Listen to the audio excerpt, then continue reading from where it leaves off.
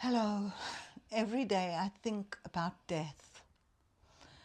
It's not because I'm depressed, not because I'm suicidal, and certainly not because I've given up on life.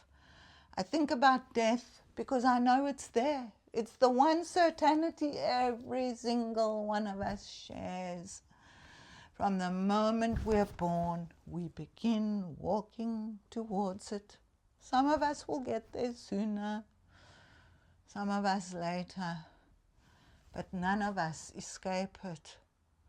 And isn't it strange that we arrive in this world so tiny, so helpless, unable to do anything for ourselves? Everybody smiles at a newborn baby. Hello.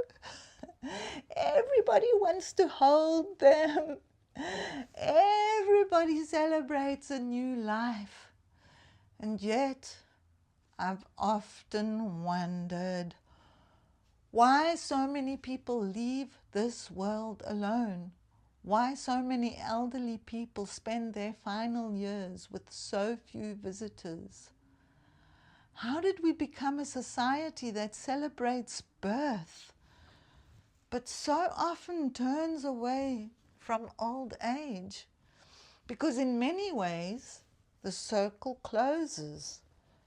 We come into this world needing someone to carry us, and many of us leave it needing someone to carry us once again.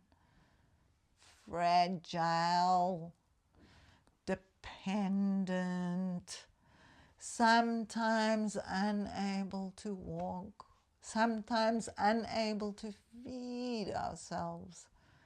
Sometimes a simple fall changes everything. Life comes full circle. And strangely enough, thinking about death hasn't made me afraid of life. It's made me appreciate it more. Because somewhere between birth and death is this brief, extraordinary opportunity to simply be here, to experience life, to love, to lose, to laugh, to cry, to make mistakes, to learn, to grow, to leave something behind that isn't measured in money. And the older I get, the more I realize we spend so much time preparing for life without ever really learning how to live. Yeah. We go to school, we learn mathematics, history, geography, languages. Some of us even go to university. We learn how to earn a living. Earn a living, just think of that phrase. How to build a career, how to pay taxes, how to buy a house, how to save for retirement. But who teaches us how to live? Who teaches us that life is experienced through our emotions? That two people can go through exactly the same event and experience it completely differently. Who teaches us how to deal with grief, with disappointment, with rejection, with fear, with loneliness, with happiness, with gratitude? Who teaches us that the quality of our life is so often determined not only by what happens to us, but how we experience what happens to us? And then, who teaches us how to die? Who teaches us how to let go? Who teaches us how to lose the people we love? who teaches us that everything we cling to is going to disappear one day. We're simply thrown into this extraordinary experience and expected to figure it out as we go. I've also realized something else. Life seems to give me more of whatever I focus on. Now, before anybody jumps into the comments, I'm not saying people living in poverty chose it. I'm not saying illness is your fault. I'm not saying war happens because people didn't think positively. No, life is more complicated than that. There is suffering. There is injustice. There is horrible cruelty. But there are things that happen that make absolutely no sense at all. I know that. I'm talking about something smaller, more personal. I'm talking about my own life and what I've learned and what I've noticed over 63 years. I've noticed that when I become more grateful, my life feels richer. When I become kinder, kindness seems to find its way back to me. Yeah. When I'm generous, life has a funny way of being generous in return. Call it karma, call it psychology, call it coincidence, call it Buddhism, call it whatever you like. I don't care what name you give it. I only know what I've experienced. I've learned that what I put out into the world has an uncanny habit of finding its way back to me. And that has changed the way I live. When I was younger, my life was full of drama. There were friendships that ended badly, relationships that broke my heart, people talking behind my back, people disappointing me, people hurting me. And if I'm completely honest, I realize now I wasn't innocent. I gossiped. I judged. I complained. I got caught up in the drama. And then one day, I just got tired of it, like smoking and drinking. I realized gossip never made me feel better. Judging other people never improved my own life. Being negative never attracted anything positive. So little by little, I stopped. Not because I became some enlightened person. Far from it. I still have bad days. I still get irritated. I still get things wrong.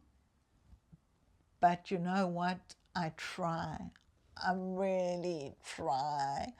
I try to leave people feeling a little bit better than I found them. I try to be generous. I try to be kind. Not because I'm trying to earn points with an invisible God, but because it makes my own heart lighter. Yeah. People sometimes tell me, you spend so much time on your own. You know, now my dog's also gone. As if that's something to be pitied. But being alone isn't the same as being lonely. When I was younger, I was surrounded by people, and yet I often did feel lonely. Today, I can spend an afternoon in my garden, watching the birds, listening to the wind, watching the insects go about their tiny little lives. And I don't feel lonely at all. I feel incredibly lucky. Growing older has given me something I never had when I was young: perspective. I no longer need to win every argument. I don't need everybody to like me. I don't need to be invited everywhere. Peace has become so much more valuable than popularity. Maybe that's one of the gifts of getting older. You slowly stop performing and you start becoming. You stop trying to impress people and you start paying attention to the birds, to the flowers, to the changing seasons, to the people who quietly show up for you, to the ordinary moments that one day you'll realize were never ordinary at all. And I really believe our outer world often reflects our inner one. Really. I've experienced it often enough. I've found it to be true. When I'm angry, the world seems full of angry people. When I'm fearful, everything feels threatening. When I'm grateful, beauty appears everywhere. And nothing outside has changed. It's only me. Maybe that's what wisdom is. Not having all the answers, but asking better questions. Who am I becoming? What am I feeding with my thoughts? What am I planting with my words? What kind of world am I helping to create simply by the way I move through it? And perhaps that's why I think about death every day. I'm spitting now, because death reminds me that today matters. This conversation matters. The walk I had matters. The hug I had this morning matters. The cup of tea that I'm brewing matters. The sunset that's happening just now matters. This very ordinary day that I hardly noticed before matters. One day, every one of us will have our last conversation, our last laugh, our last sunrise, our last hug. None of us knows when that day will come, and somehow I don't find that depressing. I find it incredibly beautiful, because it reminds me to live now, to forgive sooner, to love more deeply, to complain less. Oh, I can do that. To notice more, to say thank you more often, to help where I can, to leave this world, if only in the smallest possible way, a little kinder than I found it.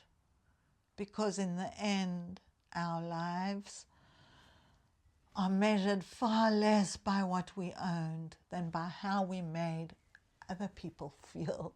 So yes, I think about death every day, not because I'm waiting for it, but because it reminds me that all any of us really have is this tiny little moment between birth and death. Yeah. My name is Clouds. This channel is past halfway because I'm past halfway of my life. Thank you for watching. A subscription will be appreciated. And if you liked, you know what to do.